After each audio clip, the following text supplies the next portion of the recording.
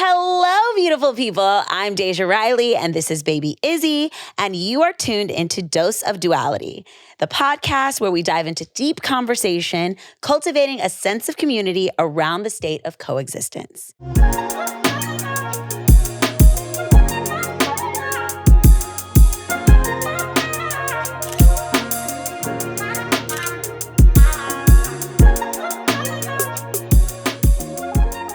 Now, you can already tell I'm on this couch, not by myself. I have a different cozy co-host today. But my other cozy co-host, Alicia Ferguson, is not here today. We are sending her tons of love. She is back home, taking great care of her mama. And so we are filling in, or he is filling in. I just gave away the gender, but there's that. If you're tuning in, you deserve to have the inside scoop. I am feeling so good today. I got my vacation braids. I leave this weekend for my baby moon, but I just have to give a shout out to McCall African Hair Braiding in the Bronx. Henrietta is the one. Bintu is also the one, but she just had a baby, so she's not in the salon right now. Anyways, I've got a heart on this side. I've got a zigzag on top. I got to give you the full 360. And these braids are curled and swirled for the girl. And I am just loving how I'm feeling right now. I'm having a glorious pregnancy. I am so happy, so full of joy, and even more elated that I am joined today by my dear sister. She is an architectural designer. She is a creator and a courageous curator.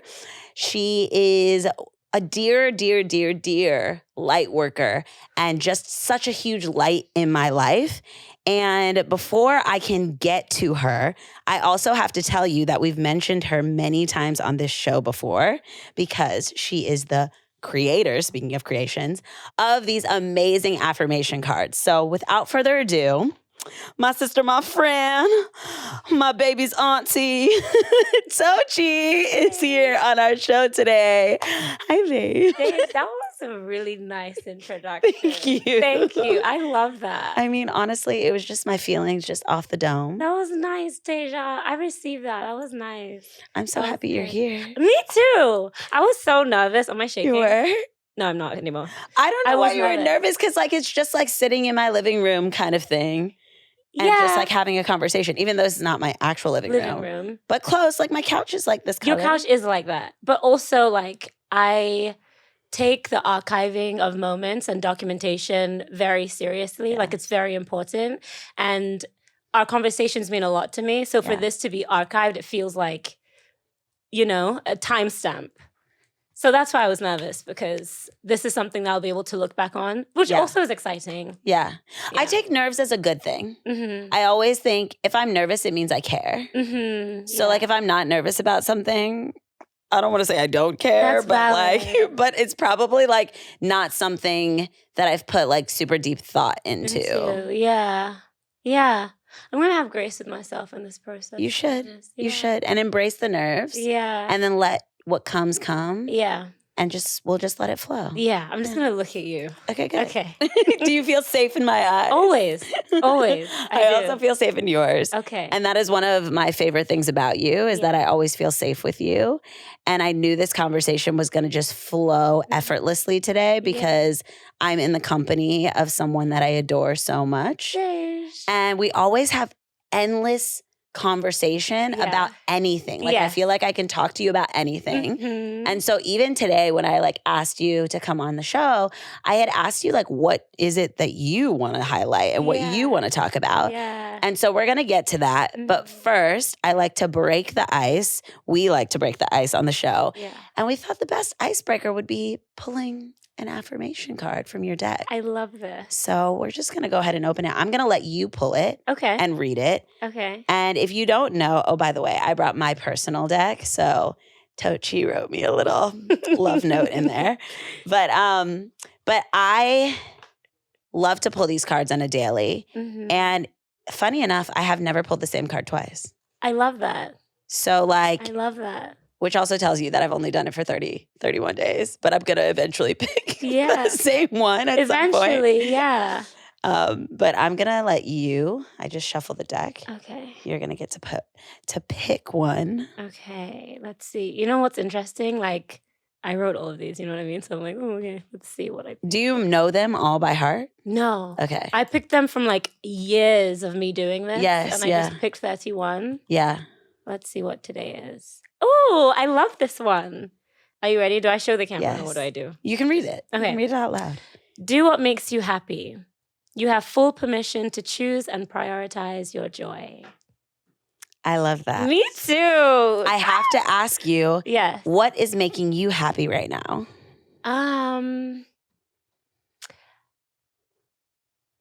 That's a really good question. You know, a lot of things make me happy, so trying to think of one thing is difficult. Yeah. But the question, what do you do, has been like on my mind recently. Yeah. And I haven't felt like attached to any answer that I would have given in the past. Okay. And recently someone said, I'm chasing my joy. And I really loved that response. So what's like it. bringing me joy is giving myself permission to choose my joy and chase my joy. Okay. Yeah. That's a beautiful answer. Thanks. I like that. I like that a lot. It's interesting that we don't always give ourselves permission to choose joy. Mm-hmm. But I think what both of us have in common is we love to see other people experience joy. Yeah, Deja, that's good. Yeah, that's a fact. Yes. It is. Yeah. And so I feel like I don't ever want to deprive myself of something that I enjoy seeing on other people or enjoy seeing other people embrace. And I have actually been leaning deeper and deeper into joy. It's interesting also that I had once heard, I feel like it was Brene Brown, and she was talking about how, you know, we all have this idea of like, what it's like if you see on a movie some like a car full of people or maybe just a car of like a couple or something like that driving down a road and laughing and singing. What do you think is going to happen next? And most people in the human brain, seeing the movies that we've seen, you think like something bad's about to happen. Interesting. And so I feel like my brain has been wired to believe that that's what comes next in the story. You can't be too high on joy because then you're about to crash and burn. Okay.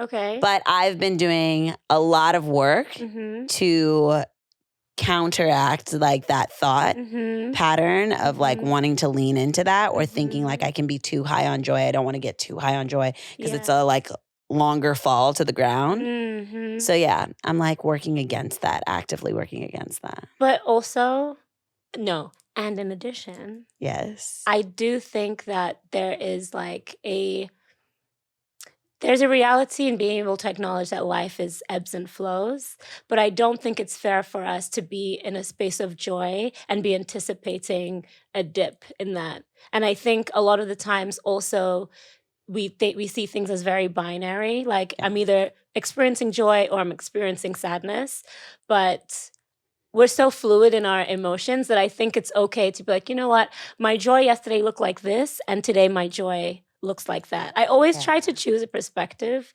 that positively contributes to my like mental health. Yeah. So even if I could be having a really bad day, the fact that I'm able to choose a perspective within all of that madness that brings me joy, I'll be like, okay, I've experienced joy in this tiny moment, and therefore I know that it still exists despite this little moment I'm going through. Oh, I want to embrace that too. It's easier said than done. Yes, but yes. Yeah, it's doable. But it is doable. Yeah. It is. And I think it's a great way to live your life and a great way to be able to soak up the little bits of joy that you get along the way in each given moment and not to take things for granted, you know? And to be very intentional about who you're surrounding yourself with, because sometimes it's hard for me to see the joy. And Deja, there was a day I was going through it and you texted me and I told you I was going through it, and our interaction, just that interaction, brought me the joy I needed to get through the rest of the day. Aww. And so it's important to be conscious about who you're keeping around you, because even if you're not telling people like I'm going through something, if engaging with them brings you joy, hold on to that relationship. Yeah. I think that's important. I think that it's become more important to me in life who I'm surrounding myself with, who is like actively bringing me joy in this season of my life. And also being able to know that maybe certain people aren't in certain seasons because that's not who you need around you to cultivate that sense of joy. But it doesn't mean that they have to be gone forever or out forever. It's just that if you want to have a joyful season, you do have to be mindful about of your surroundings in every sense of the word. Yes. You know what, Dej? But I will say, that doesn't mean that people have to show up joyful. True. And that doesn't always mean that your experience with the people that you choose to be around is going to be joyful. Absolutely true. But I do think, Alexis was reading All About Love to me. Yeah. That's how we're reading the book. Oh, she's reading it to you? Yeah, like, cause wait, you've never read it before. You've never experienced it before. No. Oh my goodness, what a glorious way. Yeah. Oh, by the way, we have to fill the audience in. Oh. Lex is Tochi's wife. Yeah. And so you're going to hear Alexis and Lex all throughout this conversation. We love you. But that's amazing. Yes. And in that book, she talks about how love is not just one thing. Yeah. Have you read it? Yeah.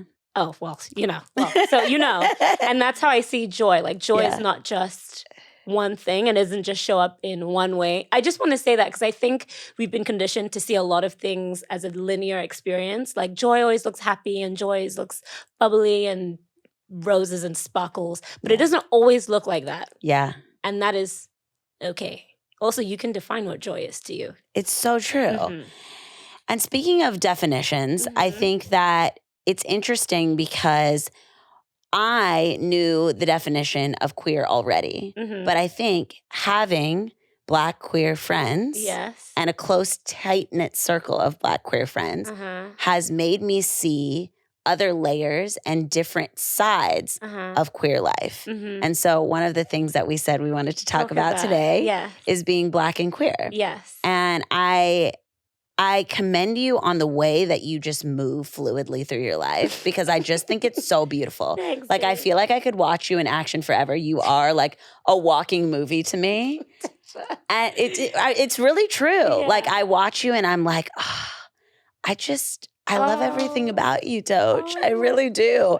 And I think that it is so beautiful to be able to cultivate a sense of community that teaches you and helps you to grow in ways that you didn't even know you could grow. I think that for me, I'm having the experience, obviously, as a Black pregnant woman right now, right? Yeah. And nobody else that's not Black and pregnant or hasn't been pregnant and a Black woman in this experience can tell me about my experience. Right. And so for me, being able to learn through your lens, through Lex's lens, through Jay's lens, like three of my closest friends. Yeah, Jay. Yeah, Jay. We love you too. Yes. But it's been such a beautiful experience for me. And so I just want you to talk a little bit about what your experience in the world has been like being a Black queer woman. Loaded question. Yeah. Okay. I think it's good for me to specify that my experience of being Black and queer is rooted in me being Nigerian also. And Deja, I always tell people, like, when this conversation comes up. Yeah. I shouldn't say I always tell people, but it comes up frequently. Yeah. Where I explain that I didn't know growing up that not everyone was queer. Elaborate on that. Okay, so first and foremost, my queerness is, I don't just see it as like who I love and how I love. It's just, like, it's my politic. Like, it's just how I move through the world. If there's a status quo, I'm going to try and challenge it because, why not? And, if people are saying left, I'm going to question, why can't we go right? And I think in a world that is very much so built on boxes, I just don't really fit in many, or at least if I'm put in one, I challenge myself to, like, step outside of it and see what that discomfort, what's going on there. Yeah. And so when I was younger, I was always told, like, my dad would always tell me, dare to be different. Like, you can swim against the current. You don't have to follow the crowd. And I was like, great, because I naturally don't. Granted, I don't think they knew how deep it went. They didn't know what they were saying when they gave you that advice? But I, like, when it came to, like, who I would have a crush on, their gender was something that came, like, 10 steps down the line. I'd be like, oh my God, that's such a beautiful person. Oh, I love their energy. And then they identify as this. Yeah. And I thought everyone loved everyone. But the only reason why a man would be with a woman is because you have to have kids. Like, that's what I thought. Wow. So in my mind, I didn't understand why it was such a bad thing, because not everyone wants kids. But also, like, if I feel these things, why can't I explore it? But I was also raised Roman Catholic, and we grew up in the Middle East, and my parents are very big on, okay, we moved from London to Saudi, and Nigeria has more Muslims than Christians. And so, like, being around Abrahamic faiths wasn't new to me. And I think part of my parents wanting me to be rooted in an identity was, you are Catholic no matter where you are Nigerian no matter where you are, and these are your ideals. And so I was like, okay, that's what I am. But how I felt didn't always align with who they told me I was, but they were telling me who I was. And so I just thought that I had to adhere to these things that I was told. And it wasn't until I came to America, honestly, and I had a crush on a girl, and I was fighting myself. And one of my friends was like, you know, you can have a crush on a girl. No one had ever told me you can. No one. No one had ever told me And at this point, you were in college? I was 18. Okay. In high school, I had a crush on a girl, and then one of my friends started dating her.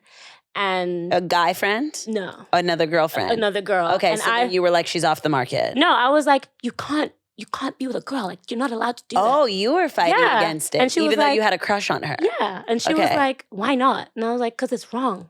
And she was like, according to who? And I was like,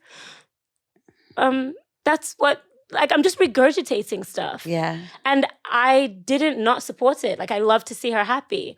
And then I came to college, and I was put in an English as a second language course because I came from Nigeria. Yeah. And I had to write an essay, and the essay I wrote was on how gay couples shouldn't be allowed to adopt. And I wrote it with my full chest. I was like, do you still have this paper?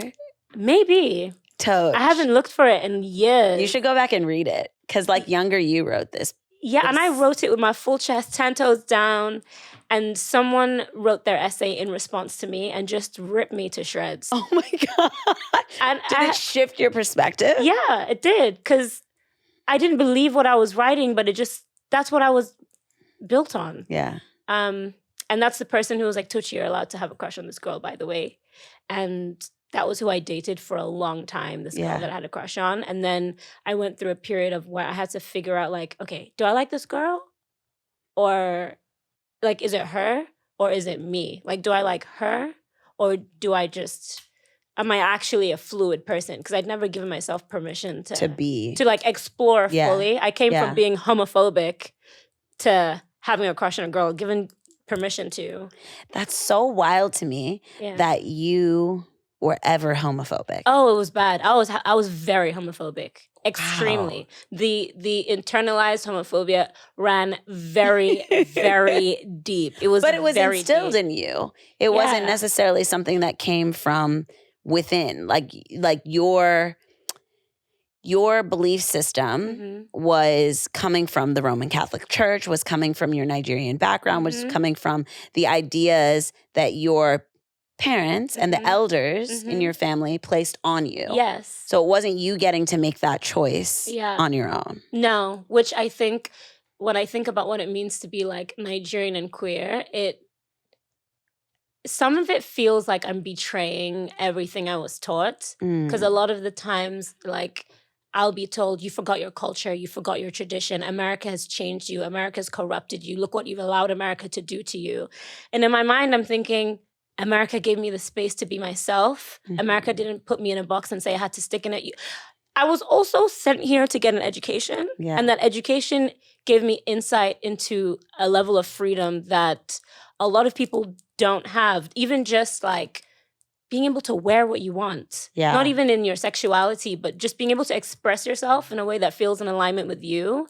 And if that is seen as corruption, I don't care how anyone sees it anymore. Yeah. I don't care. You can see if you think I've forgotten my culture and tradition, then you know what? You Then can take so that be up it. Think with what you want. whoever you need to take that up with. Yeah. But Nigerian culture or Igbo culture, because I'm Igbo, let me speak for Igbo culture, is very queer. Yeah.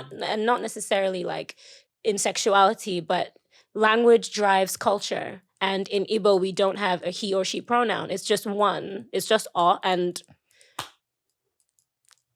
that plays a large part in how we navigate culture. But then Christianity came and colonialism came and started to define things and try to translate a lot of things in Igbo into English that cannot be translated, that cannot be gendered, but then was given a gender. And now we've just run with it. And I'm just not.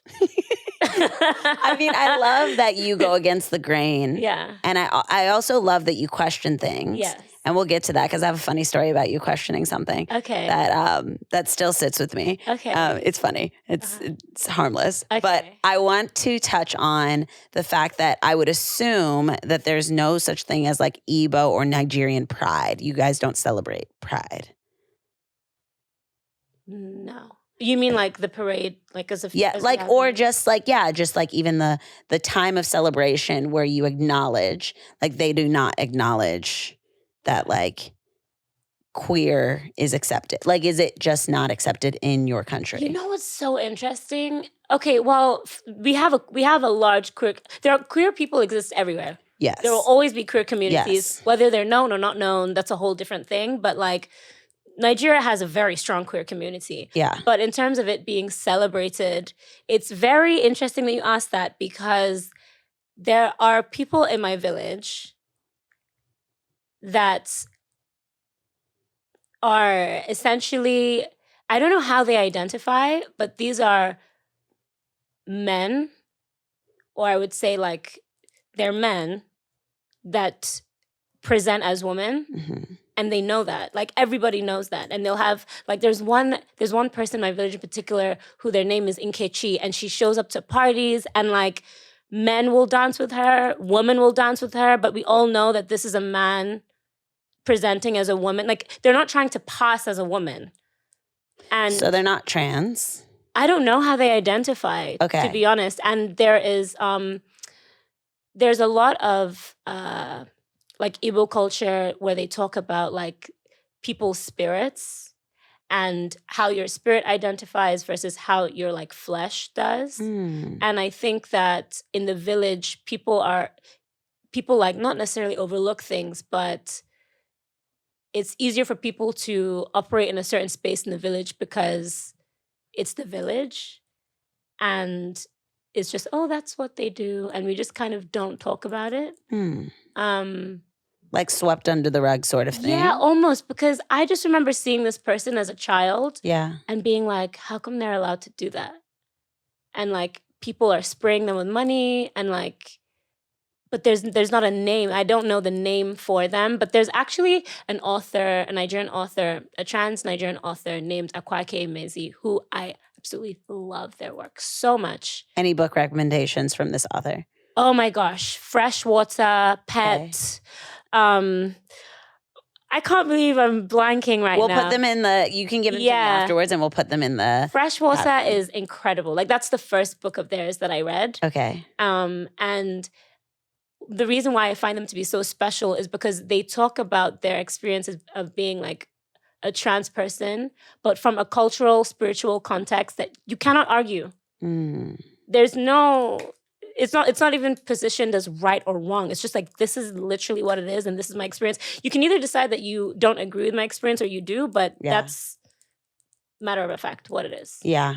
And I love that so much. And I also love how they go about the world. Honestly, Deja, I need to gift you one of their books. I would love to read it. Yeah. And also I'm reading a lot right now, keeping in mind what I'm going to pass down to my son. And you being one of his aunties, I think that it's so beautiful. You've also shared music with me that like culturally touches you. And like I want my kid to to have just this expansive view of the world Yeah. and be able to know several different cultures, several different languages, and really just be able to embrace people and humankind. Yeah. And so it's very important for me to continue to read and gain this knowledge, because whatever I learn, I'm passing down to him. Yeah. Yeah. But I asked you specifically about pride. Yeah, did I even answer your question? No, you did. You did. You answered it in a very amazing way, because what I want to touch on will segue into the next point of this conversation. So we have this segment on the show called The Dose. And today's dose is about pride, since pride just passed last month. And that's why I was curious about if there is any sort of pride celebration or acknowledgement in Nigeria. Okay, not officially. Okay, not officially. Yes.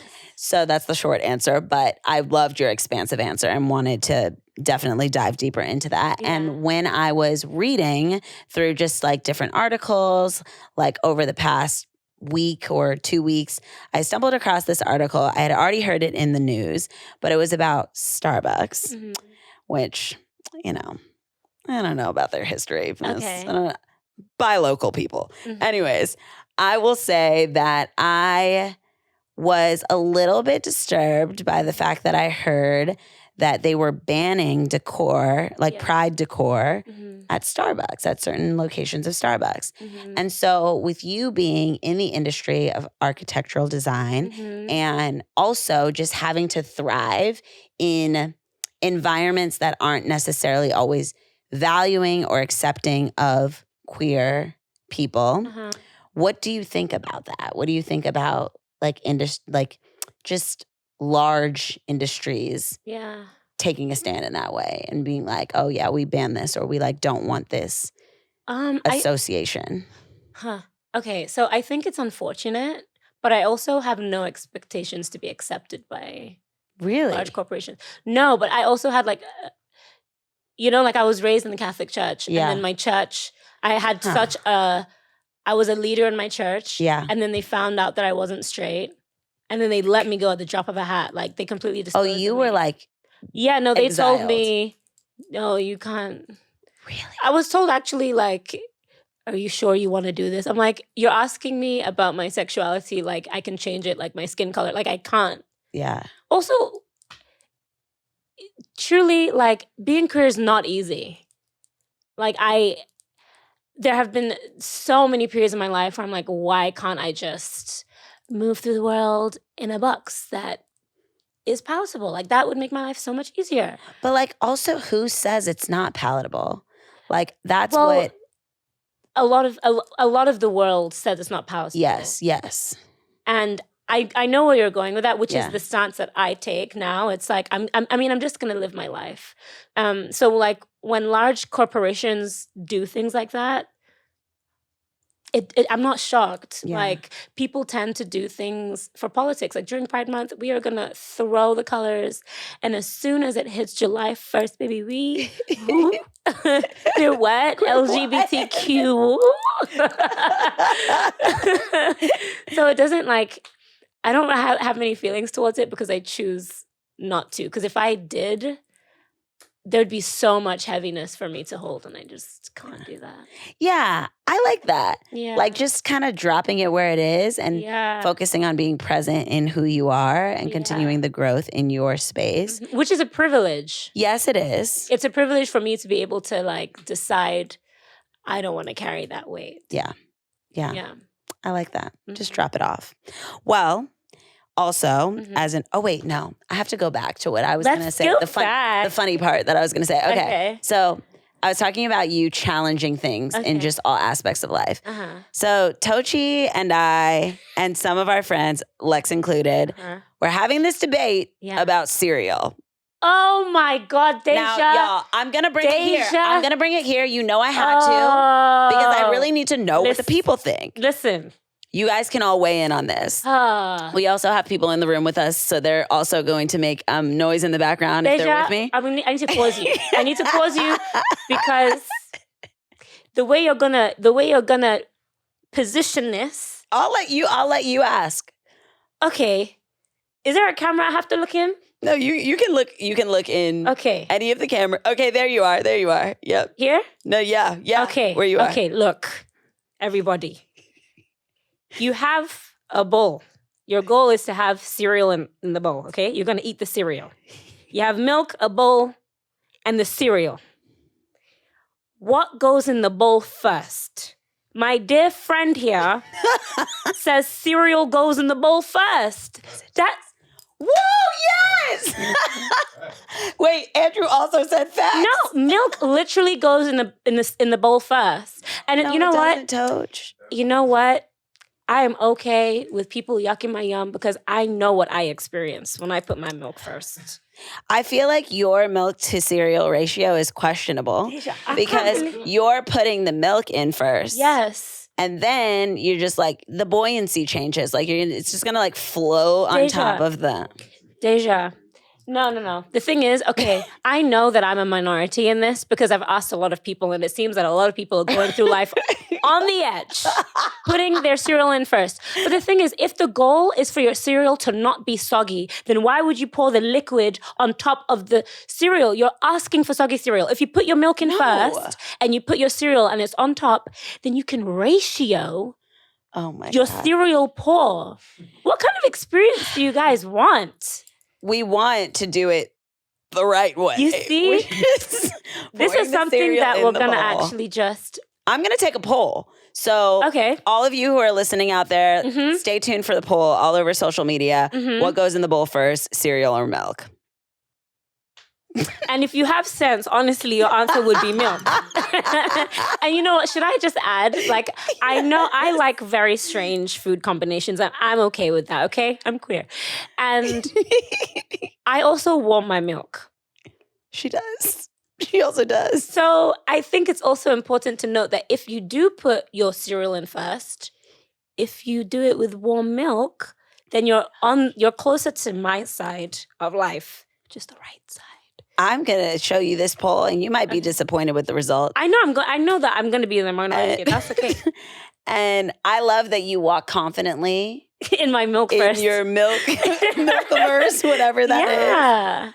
But you know, Toach, I love you so much for standing so strong on that because everyone opposed in that group. Everyone opposed your outlook. Yeah. I went to Texas for one of my friends' engagement parties. Yeah. And I asked, and they had like the bridal train and the grooms.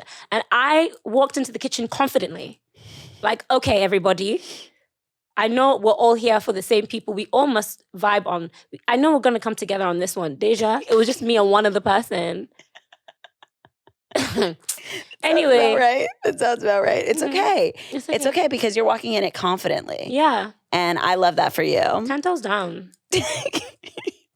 Okay, speaking of confidently. Yeah. I also want to ask you, as your position in architectural design and working in that industry, like what's your role in shaping community for marginalized groups like the queer community? Ooh, whoa.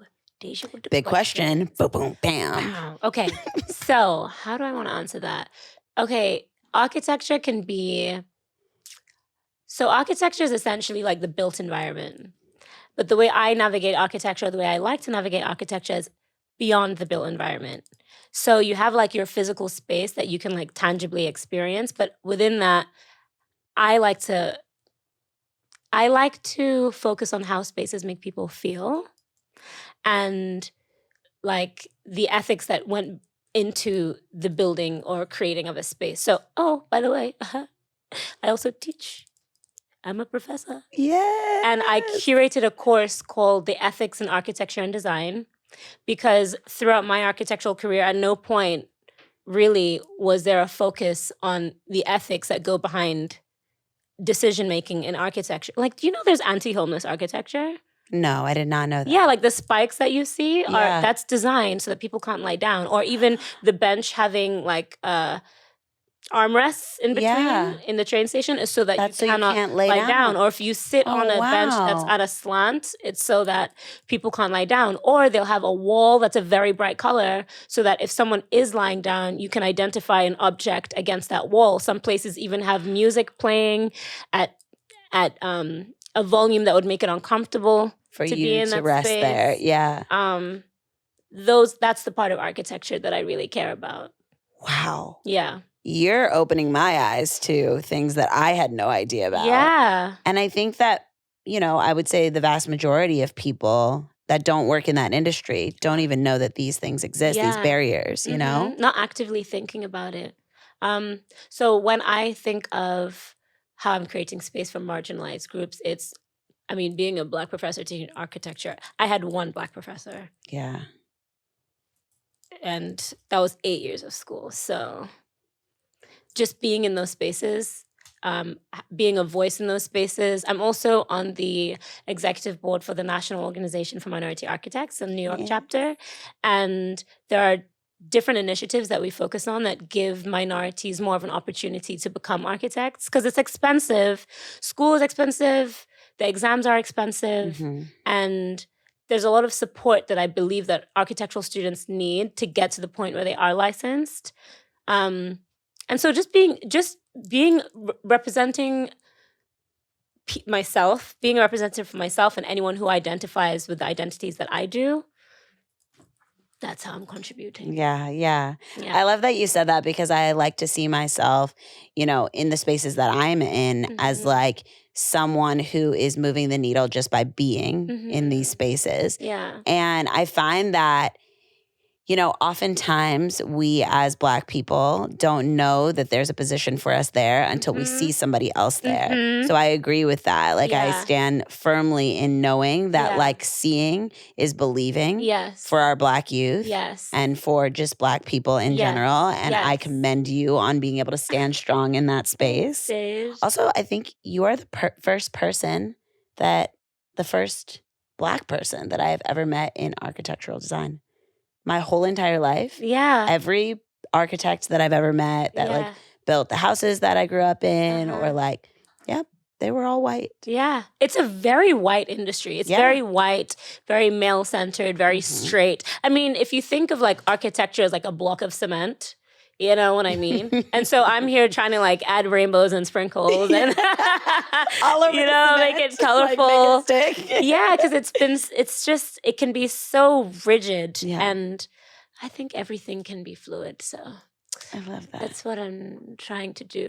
Deja, yeah, you said something that I wanted to touch on and I don't remember what you said. So okay, why let's I'm think bringing back. it Let's up rewind. in this Let's moment rewind. is beyond me. You spoke about architecture, design. It'll come back if it's meant to come back. Okay, and we can throw it in at any point in the conversation if it comes back. So now I just want to talk a little bit about intersectionality in these spaces. Oh, let's go. And I think remember, that, Dej. Oh, you do? Yeah. Okay, let's go back to that My first. bad. Okay. Yeah. So another way I wanted to say that I am like actively thinking about how to create space for minorities in architecture is having boundaries around spaces I won't contribute to. Ooh, we're going to curve this conversation right here because boundaries is my word. Okay. I think regardless of what our career is or how we choose to go through life, like we need to have like certain moral standings. And like I will not design a prison or a jail, like any type of correctional facility. Yeah. At least in the United States, like I cannot bring myself to do it. Yeah. And I started off, like the first job I had out of grad school was I was doing a lot of public schools in New York. And I noticed there's such a parallel between public schools and prisons, like the designs. Yeah. Like even down to the lunch trays. It's just kind of wild how deep it runs. I never noticed that, the lunch trays. Everything. But that's so true. Everything. Like we're conditioned to operate in specific ways without us even realizing it. Yeah. And so architecturally, I think knowing what I won't work on is also how I contribute because, it gets political, you know what I mean? But that's what I wanted to mention. But I love that. I love that you can move through life and be so fluid, but have very strong and firm boundaries with what you will and won't do. I think that's also what makes you such a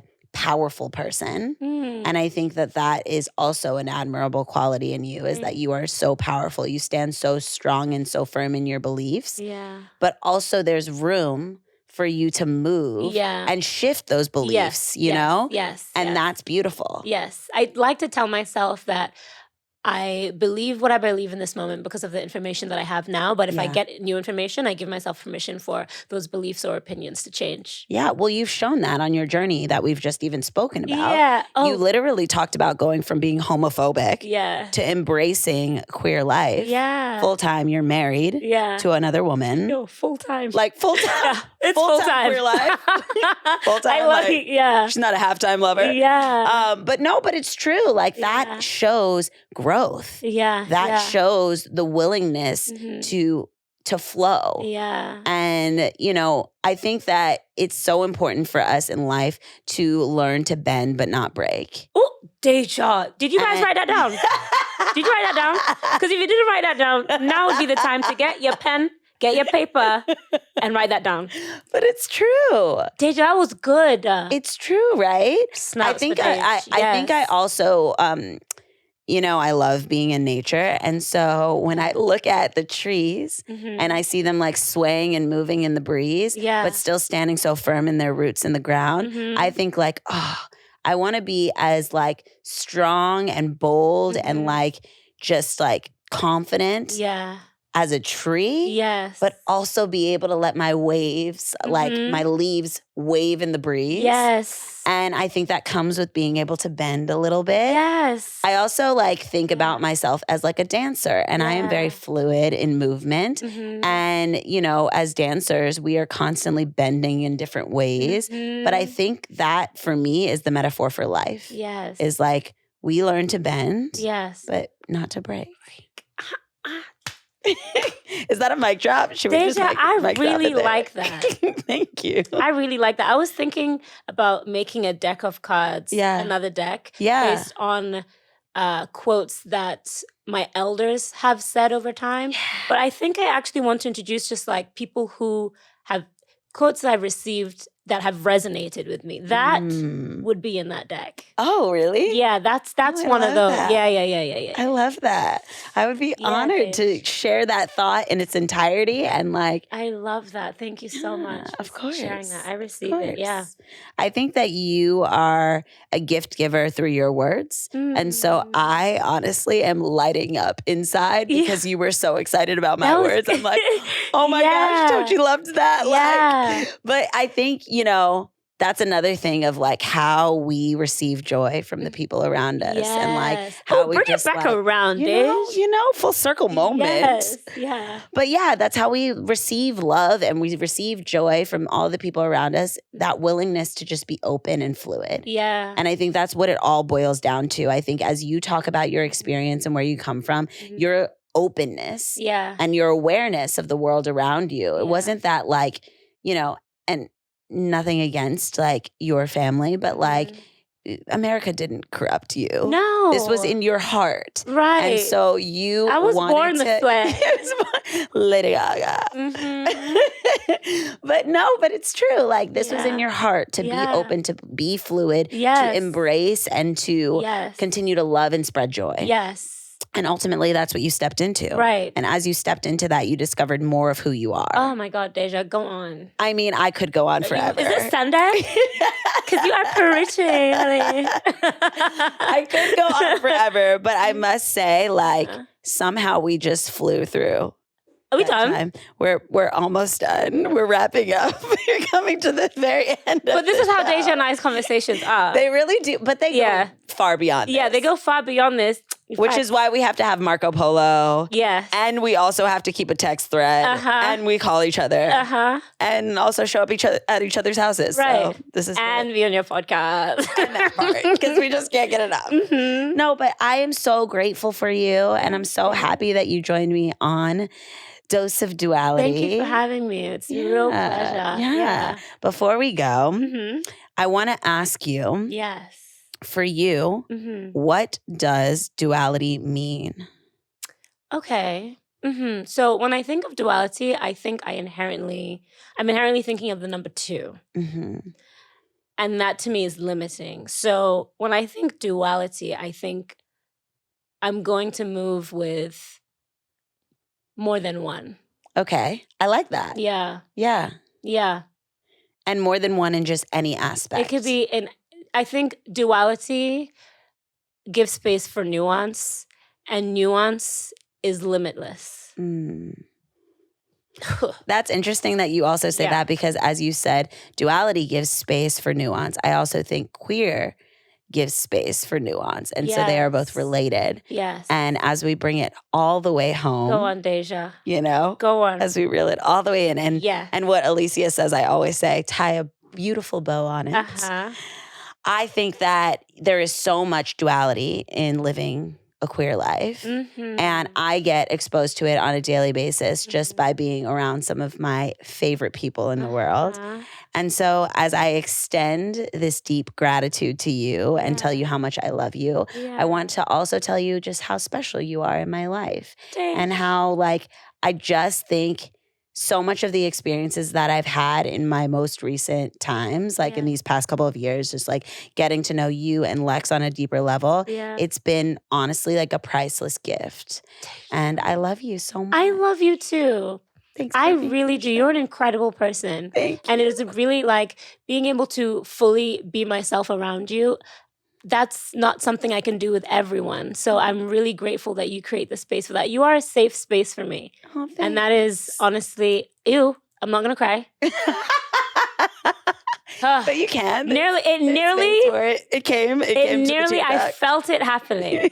You are a safe space for me and like chosen family. Yes. And I'm so grateful for you, for Jim Jam, for baby Izzy. Yee. Honestly, you guys are such a blessing. Feelings absolutely mutual. Thanks. Well, y'all, this has been a dose of duality here with Deja, Tochi, and baby Izzy. And we're sending our love from Alicia as well. Yeah. We cannot wait to see you next time. If you loved this episode, please share, subscribe, like, comment, review, do what it do. And we'll see you next time. Bye. If you have enjoyed this episode of Dose of Duality, please do us a favor. Like, share with the homie, and subscribe. We love hearing your feedback, and trust us, we respond to like everything. Sure do. And don't forget to rate and review this podcast. Come back again next week for another Dose of Duality.